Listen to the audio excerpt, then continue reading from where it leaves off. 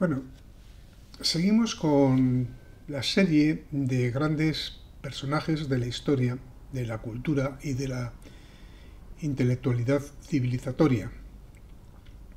Hemos hecho un repertorio hasta ahora pues bastante abundante de personas que han nutrido la idea de la hispanidad y le ha dado un sentido antropológico, un sentido histórico y un sentido vital, un sentido de ese constitutivo de lo que es la hispanidad, que es la idea cristiana transmitida desde Isabel la Católica por la Escuela de Salamanca, leyes de Indias y todo el proceso durante 3 siglos de creación de un universo que fue, como dice en la película López Linares, un globalismo, en este caso auténtico.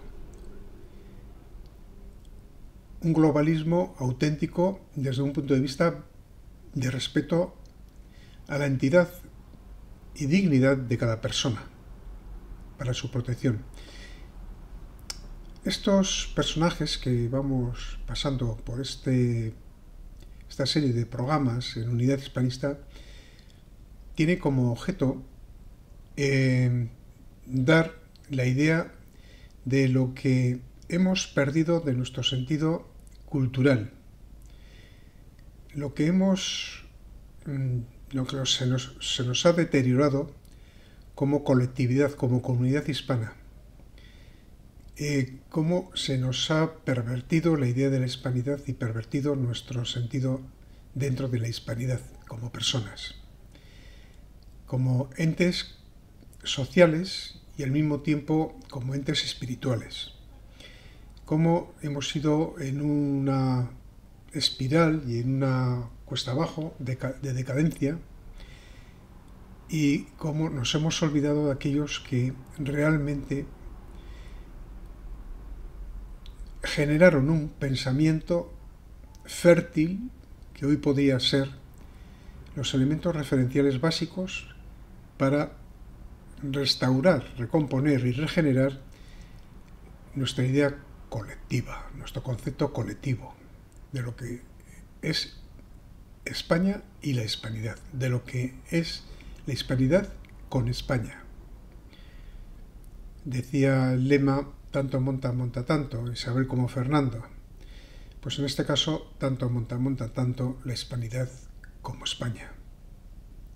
No se sabe muy bien si la hispanidad fue España o España es, o fue, mejor dicho, porque no hemos perdido ese sentido, la hispanidad. La entrada de las ideas de la Ilustración, de Voltaire, Rousseau y los elementos de ruptura con el pasado, desde un planteamiento de la masonería especulativa desde 1717, generó todo un proceso de decadencia como ente moral y como ente colectivo.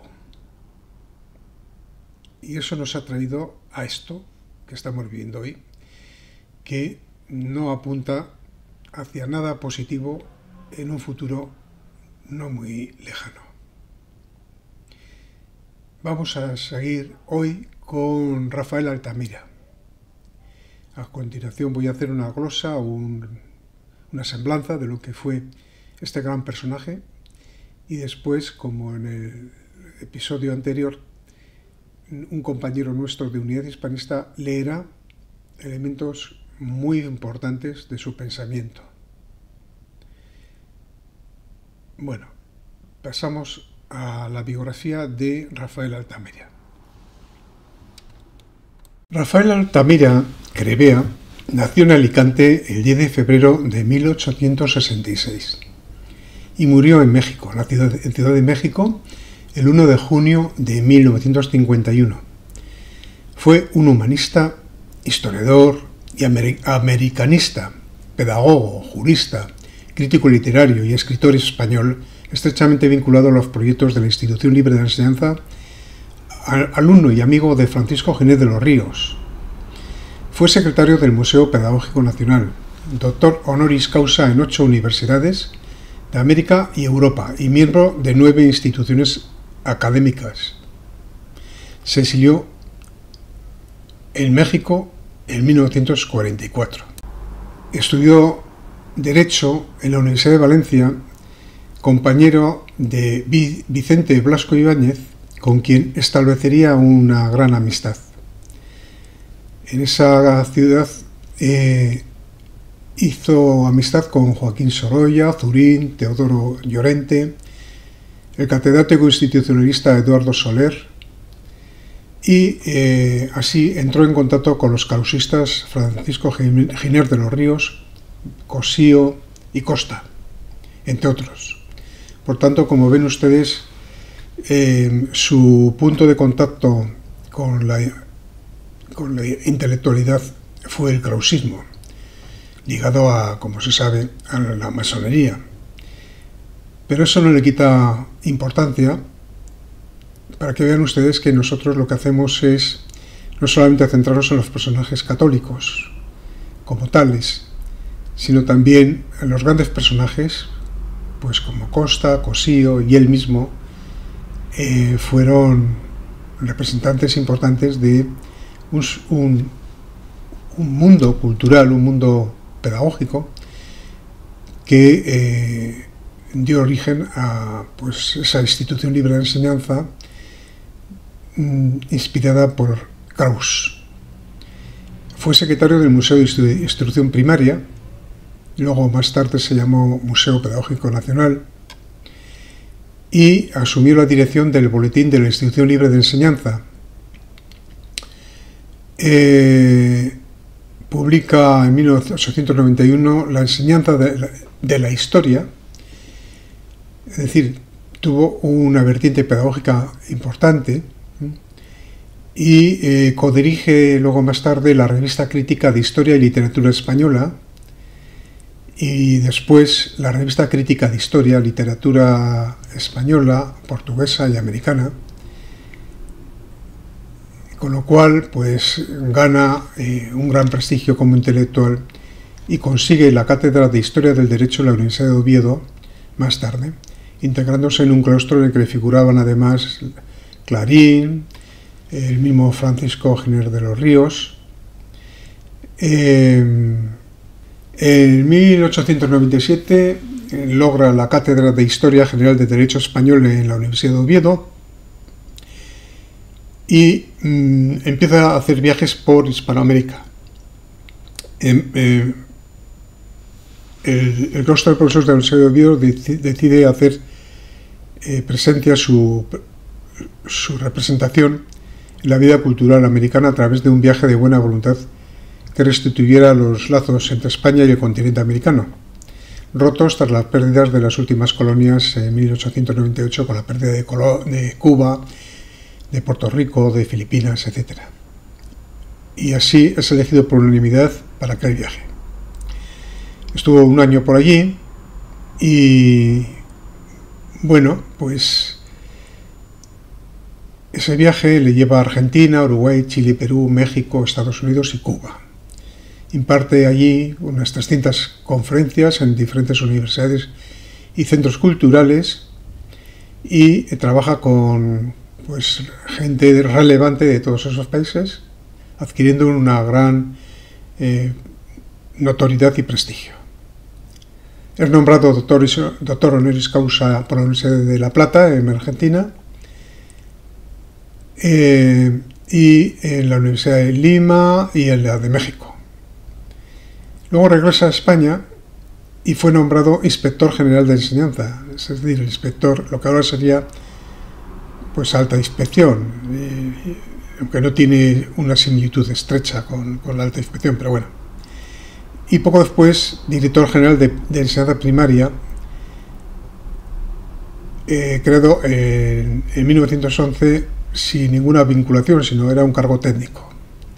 Desde ese cargo, pues mejoró la situación económica y profesión de los maestros, renovó la inspección técnica a la que dotó de un cuerpo femenino de inspectores inexistente hasta entonces, propugnó la escuela graduada, que hasta entonces eran unitarias, y reformó los estudios de magisterio, preocupándose especialmente de las instalaciones materiales de las escuelas y de su dotación bibliográfica de libros. Igualmente intentó introducir métodos de enseñanza novedosos como la escuela jardín y la escuela al aire libre, y en 1913 presenta su renuncia debido a presiones políticas. En 1914 fue nombrado profesor del Instituto Diplomático y Consular, antecedente de la actual Escuela Diplomática, y obtuvo por concurso la cátedra de Historia de las Instituciones Políticas y Civiles de América en la Universidad Central de Madrid. Creada con... bueno, y Altamira ejerció esa cátedra hasta su jubilación en 1936 y proveyó de una importante biblioteca para mayor profundización de esos conocimientos. En 1919 es nombrado árbitro de la Tribunal de Litigios Mineros de París por las disputas entre Francia y España sobre las minas de Marruecos. Es elegido en 1920 miembro de la Comisión de Juristas encargada por el Consejo de la Sociedad de Naciones para redactar el anteproyecto de Tribunal Permanente de Justicia Internacional. En fin, es que tiene un desarrollo vital, lo que ahora se llama currículum tan extenso que nos llevaría mucho tiempo hablar sobre él. Pero bueno, en 1920 empezó a preparar la edición de sus obras completas, que no voy a decir cuántas son, porque es una inmensidad. Y en México, tras estallar la Guerra Civil Española, es sorprendido de vacaciones en Riaza. Cuando intentaba huir del país, fue detenido, pese a poseer inmunidad diplomática, en Vitoria por requetés que pretendían fusilarle. Ya saben ustedes la inquina, el enfrentamiento que hay entre el mundo de los tradicionalistas y la institución libre de enseñanza del carusismo, cosa que tiene su sentido y razón, por lo que hemos comentado antes del término masonería. Pero luego, pues va de juez al Tribunal de la Haya, pero con la invasión de Alemania de los Países Bajos en 1940 tiene que refugiarse en Bayona, donde permanece hasta 1944 y tiene que salir por el avance alemán, y tras una breve estancia en Portugal, donde colabora con la Universidad de Coimbra y escribe cartas de hombres, es invitado por la Fundación Carnegie a dar un curso en la Universidad de Columbia, Nueva York, etc. Un accidente con rotura de la cadera durante el viaje le fuerza a cambiar de destino y se instala en México, Distrito Federal, donde estaban exiliadas sus dos hijas. Y como profesor impartió en el Colegio de México la cátedra seminario Preparación para las Investigaciones Históricas.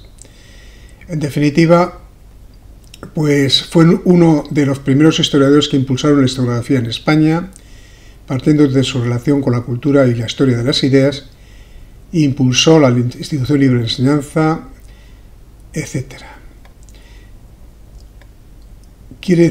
Reconocimientos que tiene: la Gran Cruz de la Orden de Alfonso XII, la Gran Cruz de la Orden del Mérito Naval, Caballero Gran Cruz de la Orden de la Corona de Italia, Oficial de la Legión de Honor de Francia, Orden del León Blanco de Checoslovaquia, etcétera, etcétera, etcétera. Es decir, es un miembro muy destacado de la aristocracia cultural de principios del siglo XX, y yo creo que es obligado contar con sus referencias en torno a la hispanidad, que es de lo que aquí tratamos. Vamos a oír lo que nuestro compañero lee de algunas cosas que él escribió. Simplemente es una muestra representativa de su pensamiento. Creemos nosotros que debemos respetar a todos los hombres importantes en el mundo de la construcción de un pensamiento en torno a la idea de hispanidad, aunque no casen bien, por ejemplo, Remigio Mettu con Rafael Altamira en cuanto al enfoque, que en un caso era espiritual, católico, cristiano, en el caso de Remigio Mettu, y en este es un pensamiento más llegado a no menos significativo y yo creo que importante, por otra parte, al pensamiento krausista. Resumen completo de las aportaciones de España, pasadas y presentes de España en la obra común de la civilización. Primero, las dos primeras que nuestro actual saber histórico puede registrar son las del arte pictórico paleolítico, el arquitectónico de Andalucía también prehistórico y el artístico en los diversos ramos de los íberos. Segundo, la extensión de la cultura latina por la profunda romanización de una gran parte de los habitantes peninsulares. Tercero, después de la caída del Imperio Romano de Occidente, España recogió, en mayor escala que las otras provincias de aquel, la cultura clásica y contribuyó así a salvar su tradición en Europa.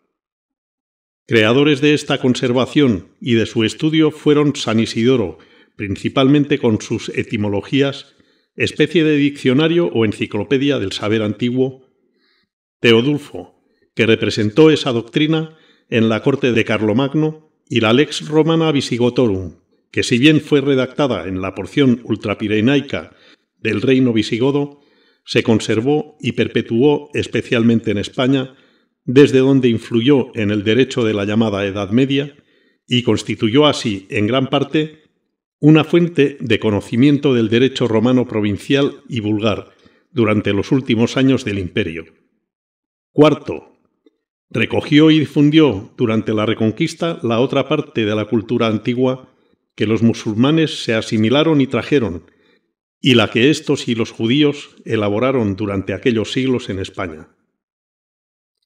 Quinto, contribuyó notablemente a salvar a Europa del peligro musulmán y del turco, merced a la Reconquista española, que los quebrantó en el suroeste y las luchas en Hungría, en el Mediterráneo y en África más tarde.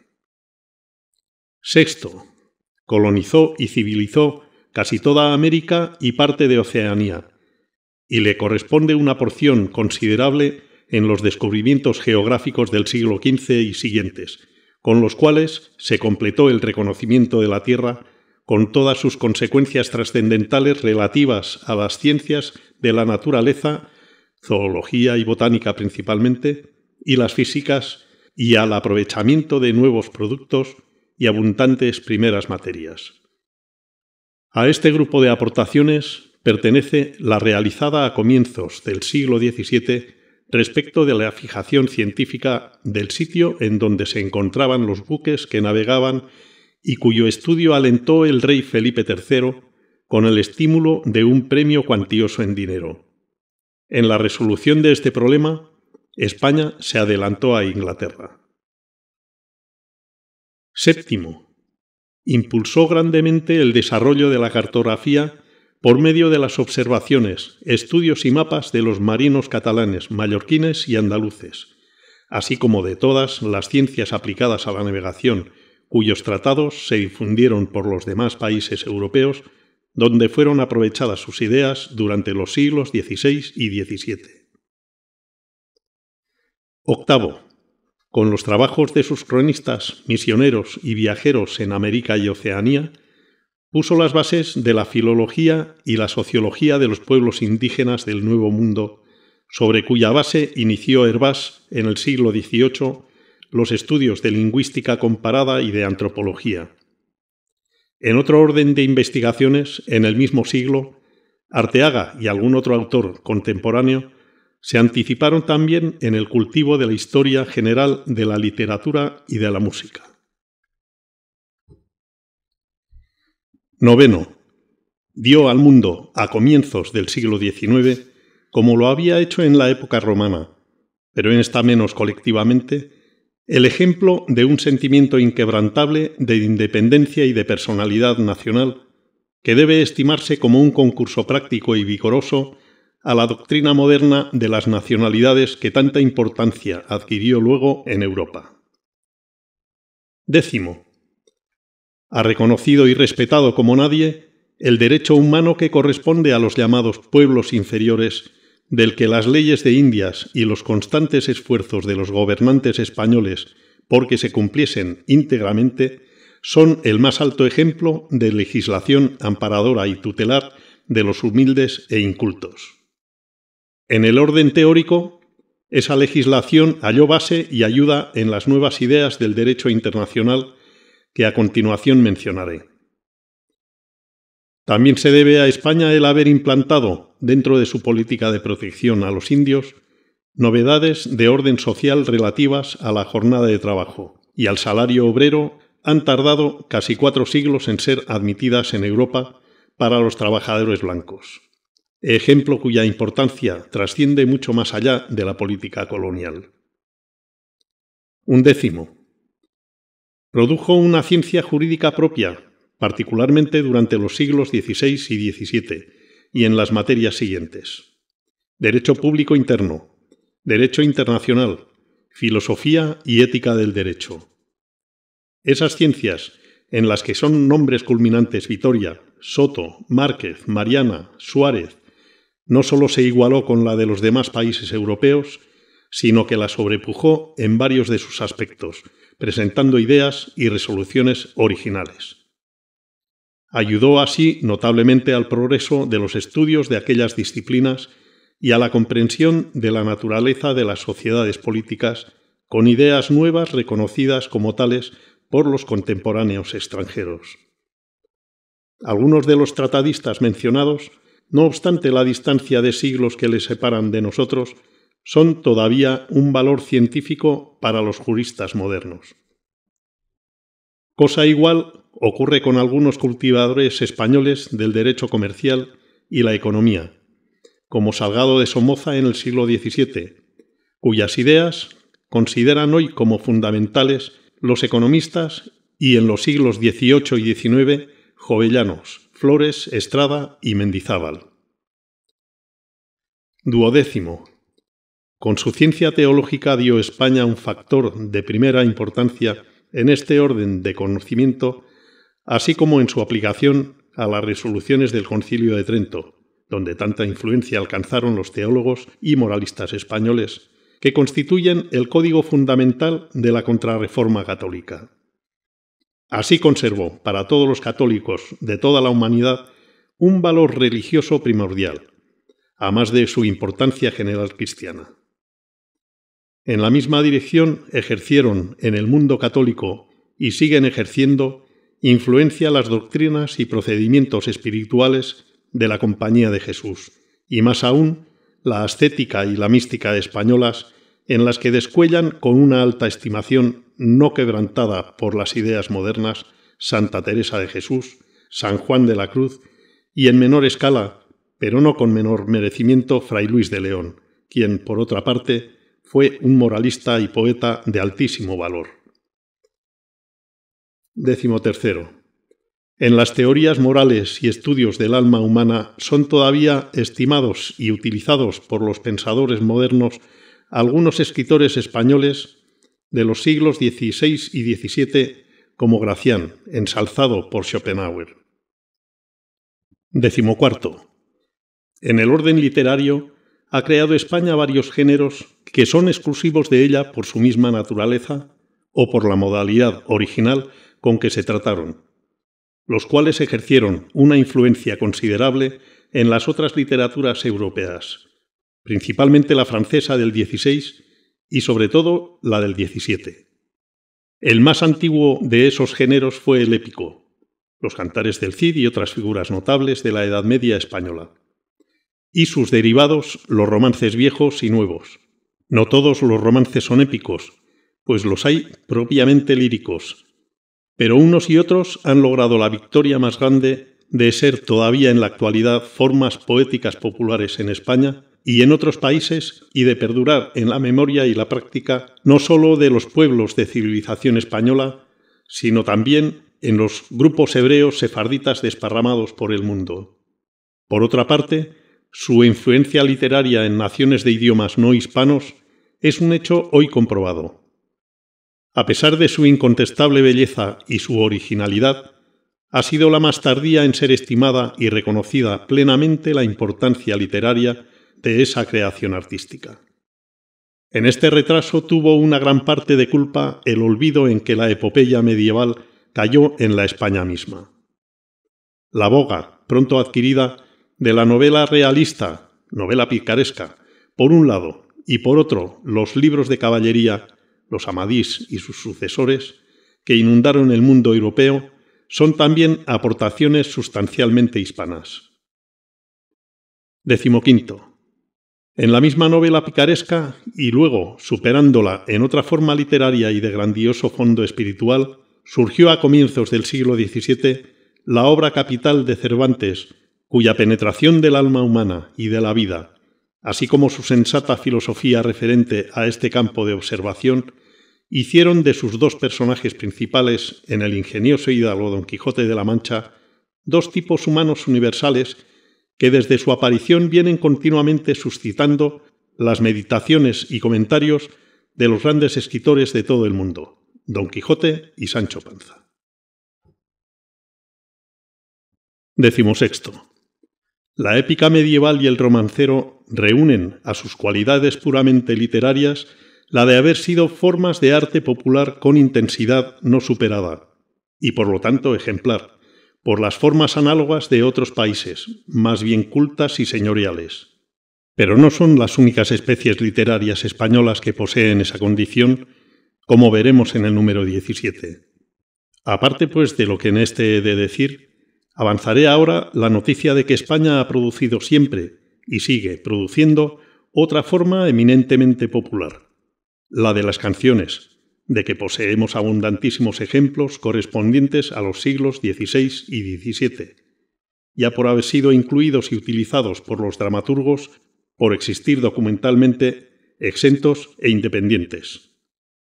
Continuó esa forma literaria en el XVIII, como ya digo antes, sigue siendo una nota característica de nuestra vida en un orden de creación que se separa mucho de la elogiada canción francesa moderna de tipo culto y de café o cabaret.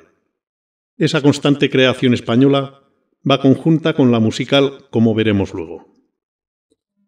17. Otra creación literaria española fue su teatro del XVI y XVII, que con justicia figura entre los grandes teatros modernos, no sólo por sus condiciones artísticas, sino también por la novedad y nobleza de muchos de sus temas y los altos problemas de la vida humana universal que a menudo lo inspiraron, motivo por el cual, a más de influir en otras naciones, suministró tipos e ideas a la obra de algunos de los más alabados autores del teatro francés clásico y de otros europeos. 18.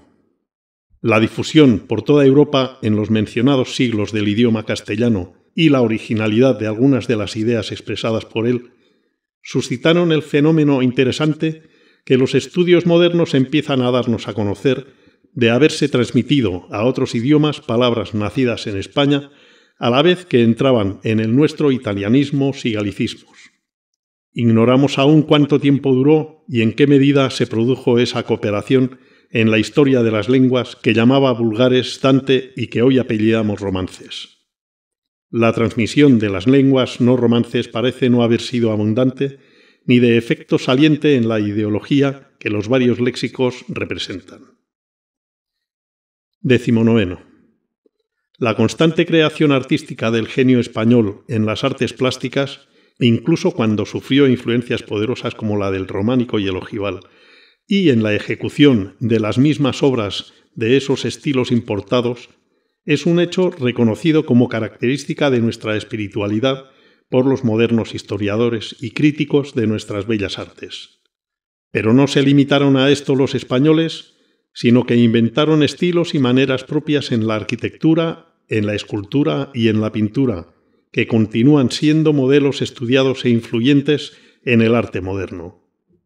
Esas creaciones ofrecen la misma nota saliente de realismo que hemos visto en la literatura, aunque en otra dirección que la que ésta empleó en la novela picaresca y en el teatro, especialmente el de Lope. También poseen las obras artísticas españolas calidades de pura técnica que mantienen su valor en los tiempos presentes. Mi manual de historia da los nombres que a este respecto se deben recordar. Lo mismo en el siglo XVI que en el XVIII, Goya. En el XX, Picasso es una nueva manifestación de nuestro espíritu en la pintura, cualesquiera que sea el juicio artístico que se haga de sus estilos y teorías. 20. Lo dicho anteriormente, cabe decirlo también de algunas de las artes industriales menores: artesanados, azulejería, cerámica exenta y de adorno de muros, orfebrería, rejería, guadamacilería, bordados y encajes de arte popular. 21.